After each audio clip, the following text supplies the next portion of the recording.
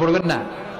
এজন্য রাব্বুল আলামিন বলেন ওয়ামিনাল লাইলি ফাতাহাজ্জাদ বিহি নাফিলাতান লাকা আসা আন ইয়াবআসাকা রাব্বুকা মাকামাম মাহমুদা।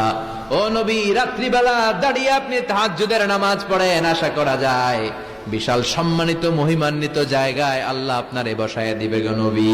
ঠিক কি না? তাহাজ্জুদের সালাত পড়লে মর্যাদা বাড়ায় দেয় কে? মুমিনের বৈশিষ্ট্য, তারা রাত্রিবেলা তাহাজ্জুদের সালাত পড়ে। ইমানদারদের বৈশিষ্ট্য, তারা হলো ফুরসানান নাহার রুহবানাল লাইল। রাত্রিবেলা তাহাজ্জুদের যায় নামাজে কান্নার ঝড় তুলে, দিনের বেলায় ঘোড়া হাঁকিয়ে জিহাদের ময়দানে জিহাদ করে। ঠিক কি না? দিনের বেলায় চলবে কি? জিহাদ। এজন্য বিশ্বনবীর প্রথম প্রশিক্ষণ নিতে বললেন আল্লাহ, কুমিল লাইলা ইল্লা কালিলা। ও নবী, বিশাল মিশন নিয়ে দুনিয়ার